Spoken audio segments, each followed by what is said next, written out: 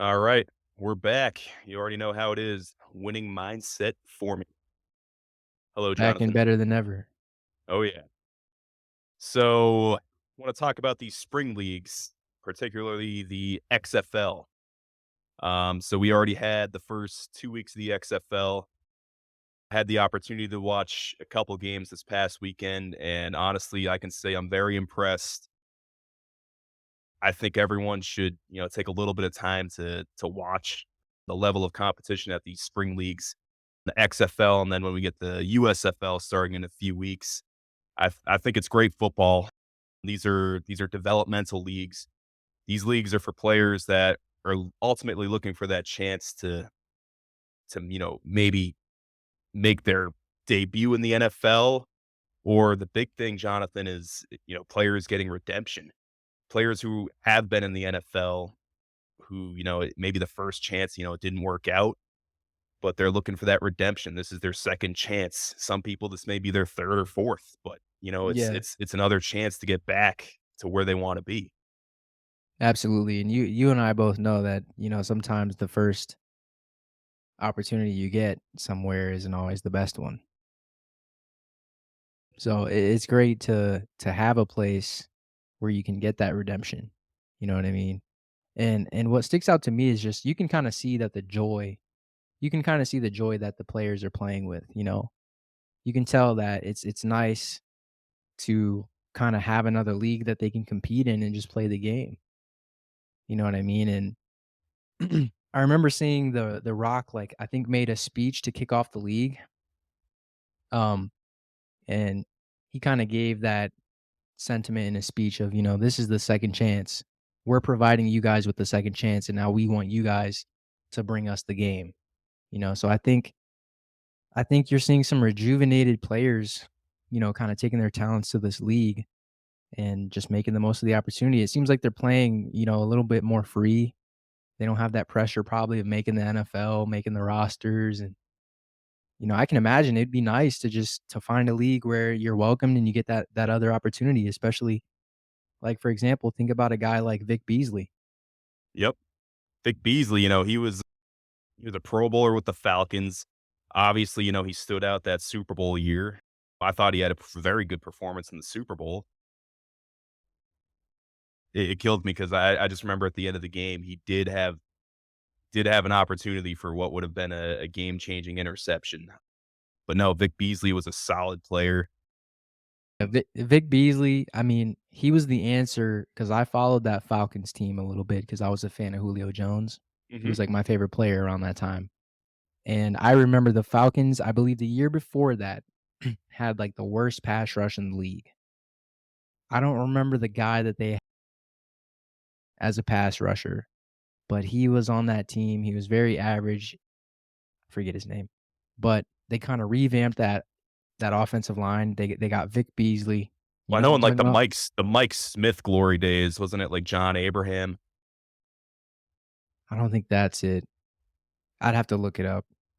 But, yeah, for that Super But it Bowl it year, so, yeah, they had Vic Beasley. That last Super Bowl year, they had Vic Beasley. didn't they have They Dwight brought in Freeney? Dwight Freeney. Yep. Dwight Freeney, Grady Then Jarrett. yep. Oh, yeah. Yeah. But Vic Beasley was that prototypical, you know, edge rushing prospect out of college, and the Mhm. Falcons got him. They had Dan Quinn as their head coach, who's always been a good defensive coordinator, and he kind of Still is a great defensive coordinator. still is. Had a top defense in Dallas this year. Mhm.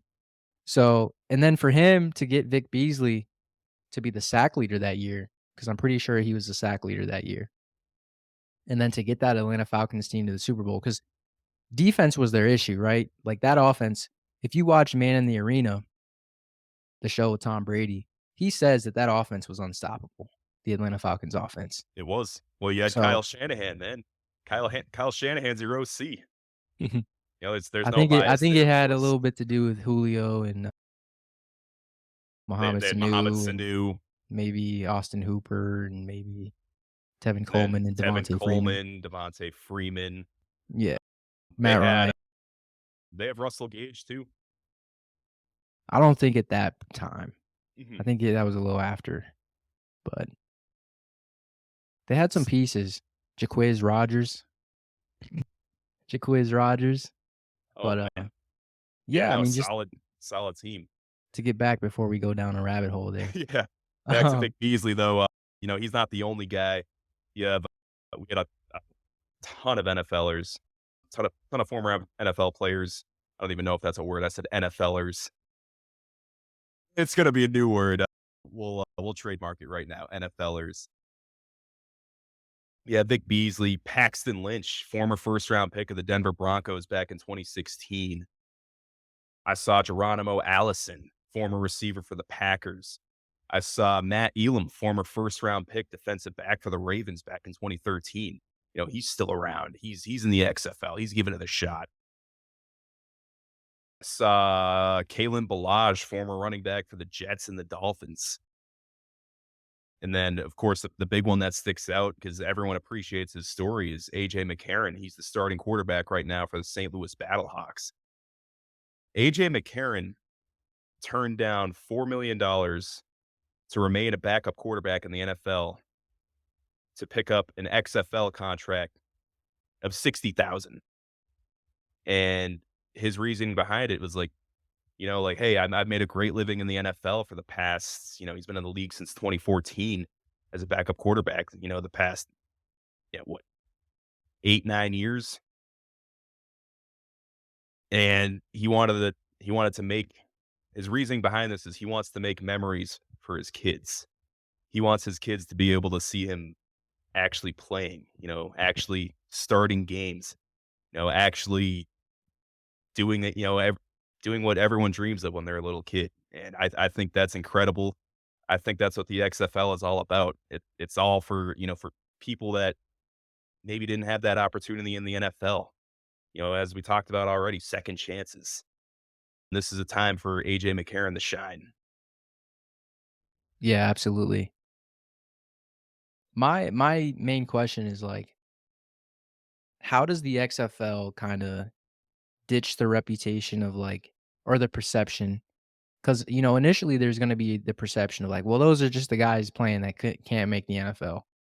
You know what I mean? But like you said, you watch the games and there wasn't much of a talent disparity, like, at least The as far as, talent's like, there. what you can tell, you know what I mean?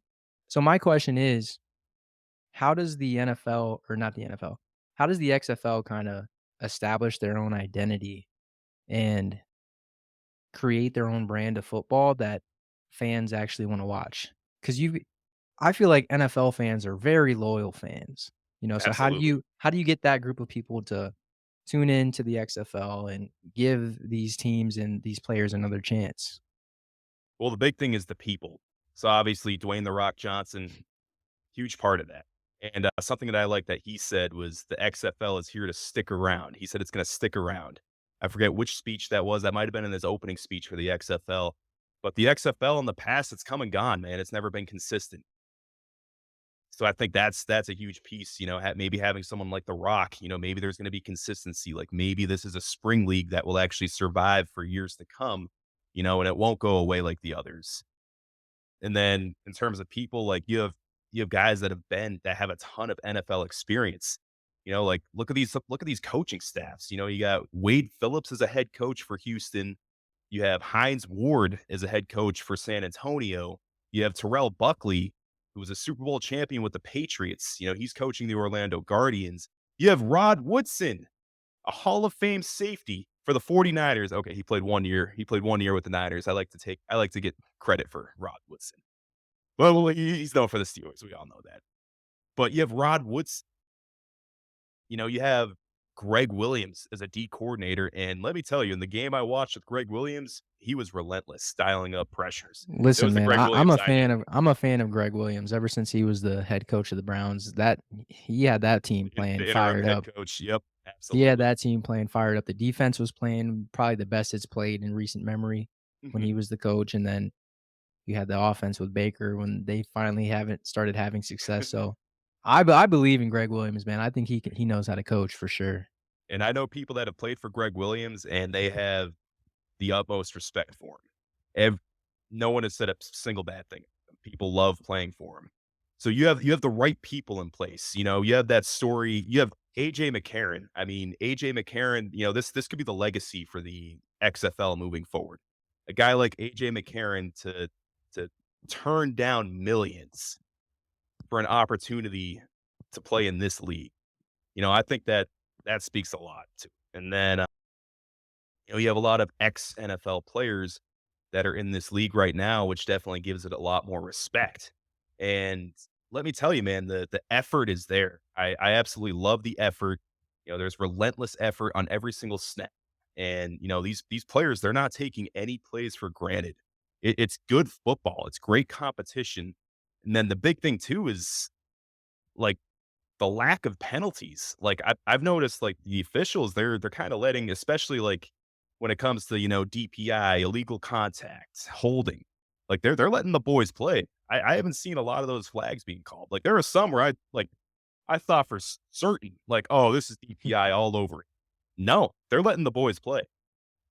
So I think that's something that's going to get your average NFL fan who's, maybe a little fed up, with the it seems like an excess amount of penalties being called nowadays. I think they're really going to appreciate, what they're doing in this league. Really like allowing the guys to play. Right. I mean, and if you're the XFL, you got a pretty good starting point because you've got all these, ex NFL people on your coaching staff that have fans already that they've established from their playing days. And then you've got this clear blueprint of like, okay, what are people not liking about the NFL and let's make it different here. Right? So like Hmm. in my head they should be able to take, some of that viewership away. But my only concern is like how do they get the league to the point where they can start paying these guys, right? paying Because paying them a lot more than 69. paying them a competitive wage, you know what I mean? Because Yeah.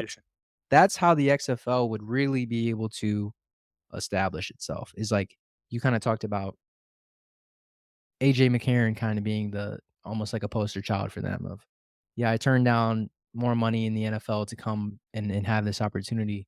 But imagine how big it would be if the XFL were to get like an actual star from the NFL to leave the NFL, like, because there's always disgruntled stars. What makes me think of this is Francis Ngannou of the UFC. He's been in the news recently because he walked away from the UFC because of some dispute with Dana White about pay and stuff. Like, he was getting, I think, one of the highest ever contracts ever offered from the UFC, but he wanted like, I think, insurance and like certain type of benefits and or like a Which fighter's is understandable. I mean, you're getting your face pounded in. So. absolutely, and he wanted like a fighter advocate like thing for the UFC, and they didn't give it to him, so he forfeited his championship, and now I think he's gonna join boxing. But that kinda makes me think about the XFL is like you have these disgruntled stars every now and then that turn up. Can the XFL get to the point where they can offer these guys money and get them to leave the NFL for the XFL? Because that's when you'll really stuff will really start getting interesting if they're able to kinda pull some top level talent away, and then that'll kinda take some of the leverage away from the NFL, and then maybe you'll start seeing some higher level players go play for the XFL, who knows? That's the interesting thing because we did see this happen in the 80s. A lot of star players in the NFL were actually getting the opportunity to, for better pay in the USFL. So guys like Steve Young, Jim Kelly, they ended up taking USFL contracts and said bye bye to the NFL. Played in the USFL for like maybe like a year or two. Ultimately came back. I mean, the USFL unfortunately did not have a lot of consistency. The league did not last very long back then. But no, you have a very, very interesting point there because there were disgruntled players back in the 80s that were like, screw this. I'm done with the NFL. I'm going to give the USFL a shot. But yeah, you're right. How do we get the XFL there? It's not going to happen in a day. As I probably sound like a broken record, this is one of my favorite sayings. I always say it: Rome wasn't built in a day. It's going to take maybe a few years, but if the XFL can, as The Rock said, if it can stick around, if we can have some consistency there, maybe we can see it get to that level some. And in terms of like I think the timing's perfect, having spring football. Like there are some people that get depressed when the NFL is over. It's like, oh, February hits, the Super Bowl just happened. Great. I have to wait, what, 6 months for preseason. Like there are people that are just obsessed with the game that want to watch it year round. They don't want to switch over to basketball. They don't want to switch over to baseball in the spring. Hey, you have spring football here. Football's not going anywhere. You get to watch this for the full year. I think that's having this league in the spring is definitely going to help it in the long run. I agree. I think it's great for the fans, and hopefully there can be some competition between the NFL and the XFL because the fans are gonna benefit from that. Mhm. We're gonna get a better brand of football one way or another because if the XFL starts, becoming too much of a threat, the NFL is gonna have to kinda make some adjustments or do something and Mhm. kinda listen to what the fans are saying and the players are saying, so I'm a big fan of it. I think this is just what has to happen every I don't know how many years, maybe every 20 to 30 years. Gotta shake something up, make sure, that our sports are still operating at the highest because, like, if you take a look at the NBA, you've got just to kinda piggyback on these conversations we're having, you got 2 stars who came out recently, 2, I would say, top 5 players in the NBA, and Luka Doncic and Giannis Antetokounmpo, who came out and recently said that playing in Europe is harder than playing in the NBA, which Mhm. a decade or 2 ago, nobody would have said that. Back when Jordan's playing, no one's saying that. Jordan, Kobe, I mean, early 2000s, I mean, they were smacking everybody. Mhm. Team USA was smacking everyone. They were the standard in basketball. So, I think it's elevating just the game of basketball, like, one way or another. We're either gonna have more European talent come into the NBA, which is great to see, or you're gonna see, USA basketball kinda say, have a gut check and be like, "Okay, Europe's getting a little too, we gotta reclaim our throne and show them we're still the mecca of basketball." So I think hopefully, you know, a similar thing can happen in the NFL where the leagues just inspire each other to be better.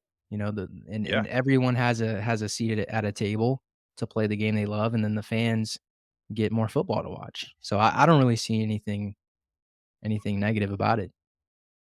No, exactly, exactly. And then I want to touch on the rules in the XFL too, because there's a lot of unique rules, and I don't know, maybe the NFL can take something from it. So there's a lot to talk about with this. Familiar with the kickoff rule? No. So give me the full breakdown of the XFL rules versus the NFL rules. So on kickoffs, unfortunately, I haven't paid attention to where they actually kick it off from. I'm assuming it is the 25 or the 30. So the kickoff coverage unit and the kickoff return unit, they start 5 yards away from each other, only 5 yards away from each other. The ball's kicked, they can't move until the receiving team possesses the ball. So basically, there's a player safety element to it because in the past, I mean, let's be real, Jonathan. I mean, in football, kickoffs are the most dangerous element of the game. I mean, that's where you see like probably the most horrific injuries is on kickoff. People running full speed for 30 plus yards down the field, and then just those collisions from kickoff alone. I mean, it's crazy. That's why the NFL changed the rule to implement kickoffs at the 35 because it's essentially, I mean, it's a guaranteed touchback every time by having the ball placed at the 35. But with this XFL rule, now you're seeing a kickoff return almost, I would say, like 99% of the time, you're seeing an actual kickoff return, an element to the NFL that we don't see anymore. I mean, 10, 20 years ago, you're seeing these exciting kickoff returners. You're seeing like Devin Hester, you're seeing Dante Hall, Cordero Patterson. You're not seeing that in the NFL anymore because, you're just not really given an opportunity to return the ball anymore. Um, so I think Which is that's a, which is a big element of the game because think about, prime time. oh yeah, Deion Sanders, man. He kinda made that the thing, being a great returner, a consistent returner. Think a guy from, Ohio growing up watching Cleveland. Think about a guy like Josh Cribbs. Josh Cribbs, man. Oh I yeah. mean, he scored some of the only touchdowns those Browns team were able to freaking score. So, I mean, it's always exciting to have a dangerous returner and actually see that be a part of the game. Absolutely, and then it just seems like teams have a better shot of breaking a big return, which is awesome to see. It makes the game a little more exciting. But from a player safety perspective, I do like that element of, you're only lined up 5 yards away from each other. Like, that makes me feel better about, kickoffs. Like, I'll tell you what, Jonathan, when I was playing, like, I was damn glad I was not involved on kickoff or kick return, because that's when shit hits the fan. That's when you see, again, like, all these devastating injuries, like, a lot of them happen on kickoff. Mhm. Absolutely. So I go guess ahead. going into some of the other rules, the challenge rule is pretty cool. So you have the opportunity. It's basically one free challenge. You can challenge literally anything you want to. You can challenge a penalty, or if you thought there should have been a certain penalty and you would like to see it called, you can challenge that too. So you have basically one, I guess I can call it like a freebie challenge, where you can challenge whatever the heck you want. If you lose the challenge, you lose the timeout, and then you lose the ability to use this particular challenge for the rest of the game. But this is pretty cool because I saw an instant, and this had actually had a pretty big impact. This was the San Antonio game. Hines Ward ended up challenging a DPI that was called on his team. So the situation was 3rd and goal. There was DPI that was called in the end zone. So the ball would have been placed at the 1, automatic first down. Ward ended up challenging the call. They determined, oh, you know what? There wasn't as much contact as maybe we initially saw on the field. So this is not DPI. So San Antonio won the challenge. And guess what? It's 4th and goal. Like, that is crucial because those are game changing penalties. Like, you talk Think about about the game, Super Bowl we think just about the watched. Super Bowl. Exactly. Absolutely. So I think that's an awesome, awesome rule. And Mhm. then do you want to touch on the point after attempts, or lack thereof? Yeah, so like you explained them to me. So there's no extra point kick. No extra It's point just a kicks. 1 point attempt, 2 point attempt, and a 3 point attempt. Yep. So a And 9-point game is still a one possession game. which is pretty crazy. Mhm. It's pretty crazy. So like are they trying to go toward like faster pace, higher scoring? Is that kinda how they're trying to make their brand of football, you think? Kinda seems like it would making the kick returns more, you know, frequent, I guess I should say, and then giving teams, the opportunity to even the onside kick thing that you explained, instead of an onside kick, you can choose to go for a 4th and 15, Yep. If you and if you get convert a it 4th and 15, then you basically continue on as if you already had possession, right. So which is think very about cool. think about, like, watching 2 high-powered teams under these rules and how exciting that would be, Oh, yeah. right? Like, if they can just score the ball and then score 3-point conversions, that's a pretty exciting, brand of football to watch. And then hard hitting, if you mix in, like you're saying, the refs are kinda letting them play a little bit more, They're letting the not boys being play. as not being as finicky with the flag throwing. It seems like it could be a more exciting brand of football. Mhm. No, it definitely is. I mean, it's I will say, I mean, obviously, I'm a little biased. I mean, I love football, you know that. I mean, I love everything about the game. I can literally sit down and just watch a college team spring practice. Like, that's how engaged I am with the game. But another element that I love to the XFL is the live mics. So all the coaches are mic'd up, or most of the coaches are mic'd up. A lot of the players are mic'd up. The officials are mic'd up.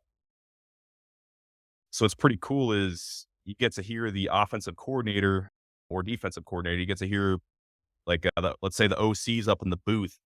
You get to hear what he's calling, like the play that he's calling. You get to hear his call go through his headset to the quarterback on the field, and you get to hear listen to their terminology, which is pretty insane. And I mean, some of the terminology is pretty universal. So, like, there was a cool instance, where I was watching one of the games, and they ended up calling 16 quarterback power. So I'm sitting there like, "Oh my god, I already know everything that's gonna happen in this play." 16, so it's an even number, so that means they're most likely running to the right. Quarterback power, so obviously this is gonna be a direct snap to the quarterback. Of course, he's gonna run. So Between the his tackles. yeah, his point of attack is gonna be between the tackles. It's gonna be like the play side leg of the play side guard. I know that the backside's gonna be pulling. His responsibility is he's gonna either be swabbing the end or taking out the front side backer. And then the front side guard, he's gonna be on a combo block. Most likely, I think this play had a 3 technique, so he was on a combo block with the it's what you call like we used to call that a deuce. So it would be a deuce to the backside linebacker. So everyone's essentially like blocking down, and then you have this backside guard that's pulling. He's gonna clean up whatever's there. And it's like I already saw the play in my head before it actually happened, and I thought that was the coolest thing ever. Yeah, that does add another element to it for sure. Yep. And then Jonathan, even the officials are mic'd up. So once a flag is thrown, you can hear them discussing the penalty with each other, which is pretty cool because it adds a human element to the game. Because there was one play where I think Paxton Lynch was at quarterback and he wasn't able to find anyone open, so he ended up, running the ball himself. Um, and then there was a block in the back on this play, and the official that threw the flag said, "Yeah, I got this on number so and so after the catch." And I'm thinking like he said after the catch, like this was a keeper. Paxton Lynch kept it. But you got to realize like these officials, they can't see everything. They're responsible for a certain part of the field. So through his eyes, it appears like, hey, I think someone caught this. And, it was a clear because he probably saw like, okay, the quarterback's dropping back to pass. I'm not even looking over there. I'm looking at my side of the so that added a pretty interesting element to the game That as well. that is very interesting because what if one referee just says some crazy shit that the audience doesn't agree with? Like, can Yeah. you imagine an NFL fan listening to, like, a referee say something and they're like, "What? He didn't even catch the ball. He ran it himself." Like, I could just see it, being from Cleveland and knowing how Browns fans are. They would lose The their shit if they heard the something like beer that. the beer bottle game. So, Dude, yeah, I think that's another interesting little wrinkle that they threw in. imagine having officials mic'd up during the tuck rule. The what? The Justin tuck Tuck? No, the tuck rule. What is the Tuck rule? Oh, I gotta take you I gotta give you a little lesson on NFL history, man. Tuck rule was it was in the '01 AFC divisional game between the, Raiders and Patriots. It's essentially people give the tuck rule credit for establishing the Patriots dynasty in the early 2000s. So there was a controversial play where, and I believe it was Charles Woodson, forced a game-winning fumble that the Raiders recovered. And yeah, so he forced the fumble. It was a strip sack. Raiders recover. So obviously the Raiders win the game, go on to the AFC Championship to play the Steelers, right? Wrong. They ended up ruling it an incomplete pass because of a rule that's actually not even a rule anymore called the Tuck rule. And it's basically the quarterback was like,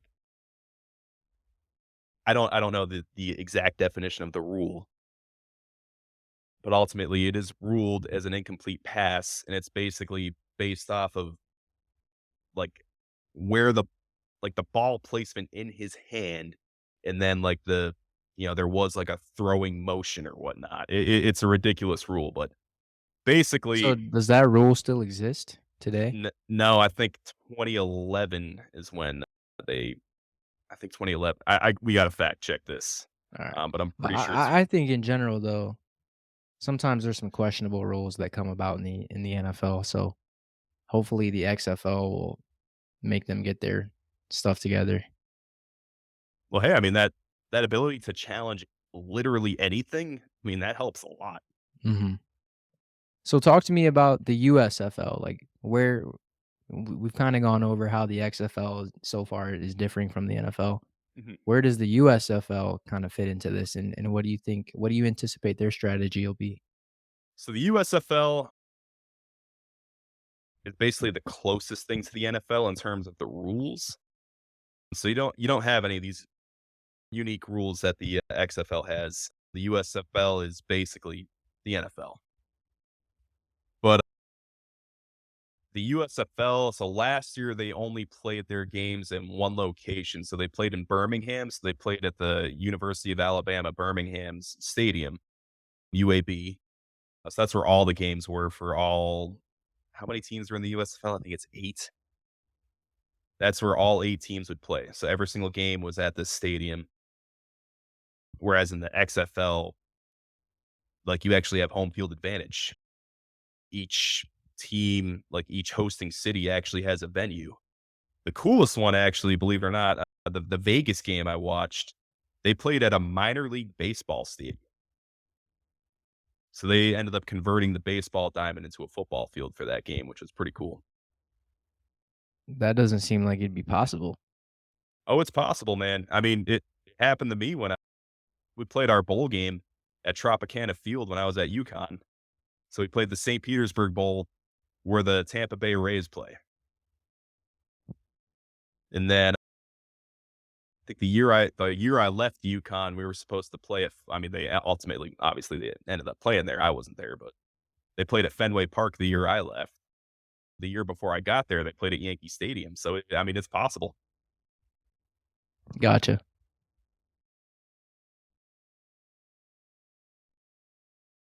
So what else did you take away from USFL or XFL week 2? My bad. There's too many FLs now. I know so many different. And then there's the don't even get me started on the AFL, which is the Arena Football League, or the IFL, which is the Indoor Football League. Well, actually, I think the Arena League, the AFL is now the NAL, the National Arena League. There's so many different ones, man. But so going back to the XFL, the big thing that stood out to me was we talked about this the other day, 2 quarterback systems, which is something you barely see. So I think after watching this slate of games this past weekend, I think there were only like 2 teams that did not use a 2 quarterback system. And I thought this is pretty unique. So for the one game in particular, the DC Defenders against the Vegas Vipers game, in the first half, the DC offense could not get anything going. They had, I believe, 3 turnovers. The, they were under duress. All their quarterback, their first quarterback, Jordan Tamo, I think was his name. I'm completely sorry for butchering his last name, but he was under duress. He was under pressure essentially every single play. I mean, the Vipers were just dialing these perfect blitzes at the right time. This offensive line was struggling to pick up, the games between like the ends and the tackles. But then come the second half, they put in this dual threat quarterback. They're running the like inside zone read option. And this causes the defense to hesitate more, especially when you have these dual threat quarterbacks. You kind of see them slow down. They're pausing a little bit. Like they're like, oh, they just have to double check, like, okay, who actually has the ball here? Um, this this second quarterback, I think his name was De'Ara King from Houston. He added the spark to this offense that ultimately got them to win the game. So the 2 quarterback thing is interesting to me because I'm kinda thinking of it in my head, like, what if you think about the quarterbacks that can't get over the hump in the NFL? So, like, think about, like, Lamar Jackson, Dak Prescott. Think about, the Andy Daltons, the Matt Ryans, Philip Rivers, all those Carson kind of Carson quarterbacks. Wentz's. I don't even know if you can put Carson Wentz in that category, but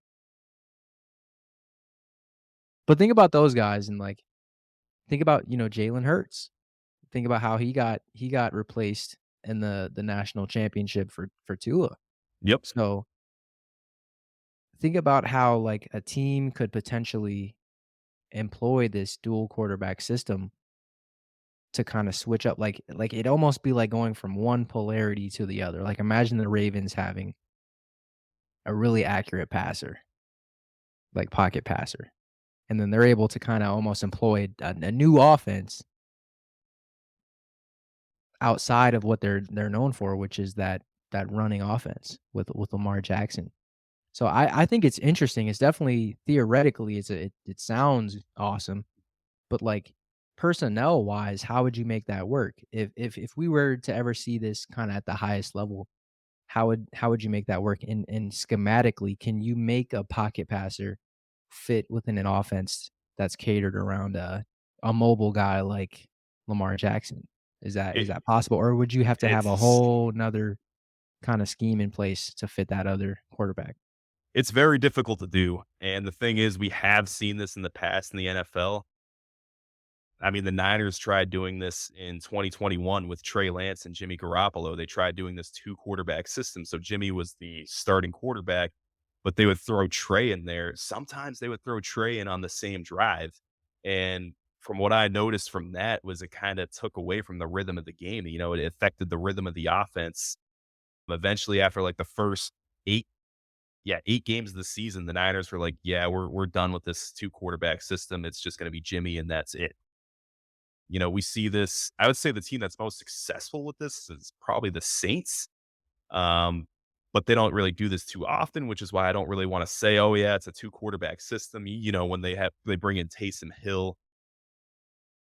But even then, I feel like what percentage of the plays that Taysom Hill gets put in for, what percentage is he passing?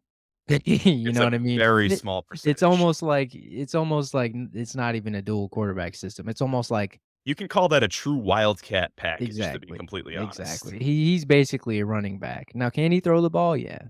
It'd be like having a Christian McCaffrey that is also a passer.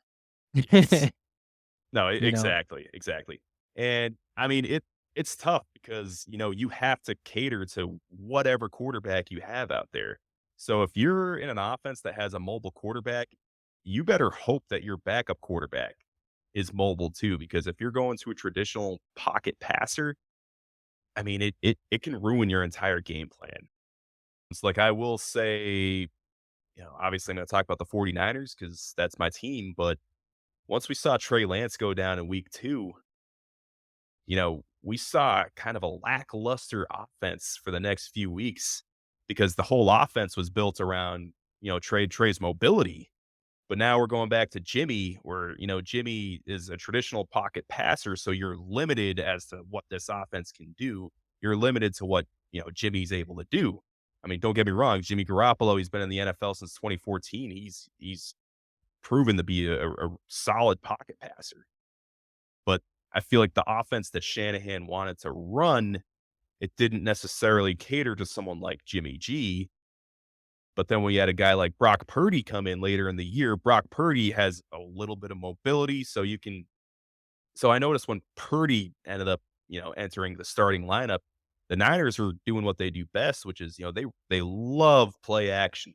They I was gonna love play say action. Shanahan in Atlanta, that's what they did. They got the play action going.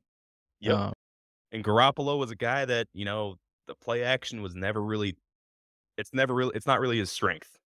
You know, he's not a guy that, you know, likes to boot the opposite way and then, you know, throw across his body. It's just it's not really in his MO. You got to keep a guy like Garoppolo in the pocket. right.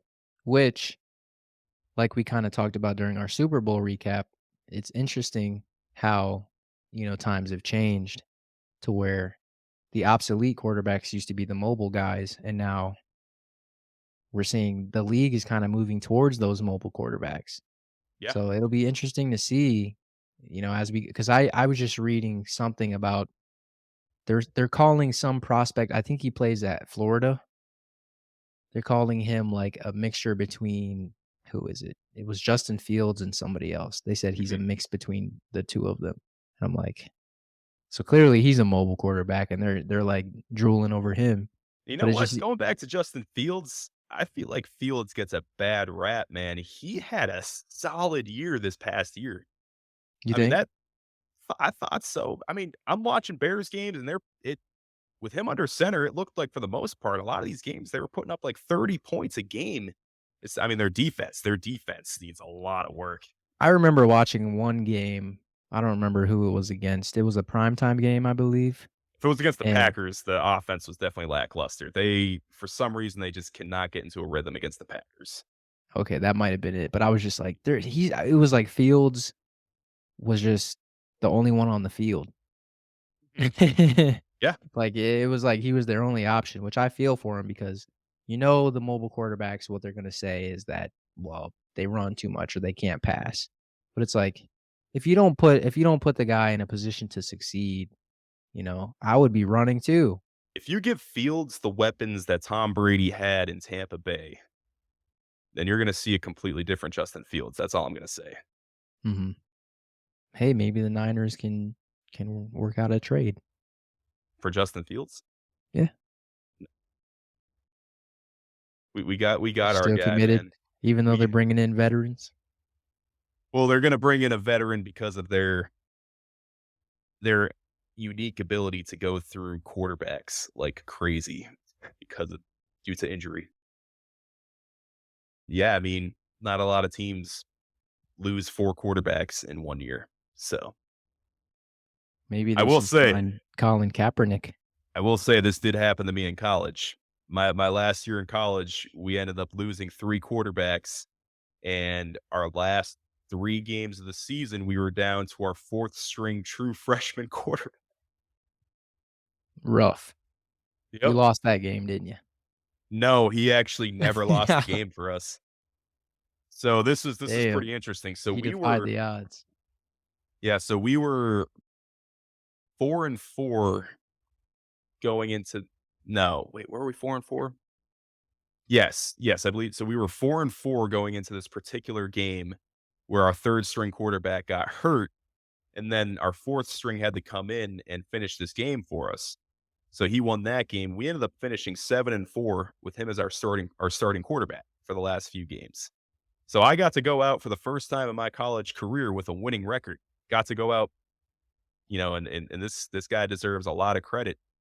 And this guy is now the leading I'm pretty sure he has the most touchdown passes and most passing Mm. yards, pretty much every passing record at EKU right now. So he was just special. He was a special case. You know what's crazy is he's still playing. He still has 1 more year. Wow, So because that's I crazy. think I think that's What are the odds he ends up in the one of the 3 leagues? oh, I think he can definitely play in the spring leagues for sure. And you know what? I think he's a guy that, he might be a little undersized, but I think NFL teams should definitely give him a look for sure. But yeah, no, we can definitely watch out for this guy this year. I mean, he's fun to watch. You'll enjoy it. So if I get you to watch more EKU games, I don't think I've watched any yet. Have I? no, I don't think you have. Yeah. Maybe this is probably the year I'll watch one. No, you have to. Yeah, absolutely. I'm gonna make you. All right, we're at 43 minutes. Were you gonna wrap this one up? Yep. So closing thoughts. Please, please, please take some time to watch these spring leagues. Watch the XFL, watch the USFL. It's great football. It's competitive football. These guys, you know, these leagues are for second chances. These are for people that are overlooked. You know, I think these are the leagues where you're going to see the most heart, the most fight out of any team, out of any player, out of any coach. You're going to see the most fight out of these guys. So please, please, please watch these leagues. Absolutely. And that's what it's all about, man. Winning mindset formula. Winning mindset formula, baby. All right. With that said, we'll catch you next time. Peace. Peace.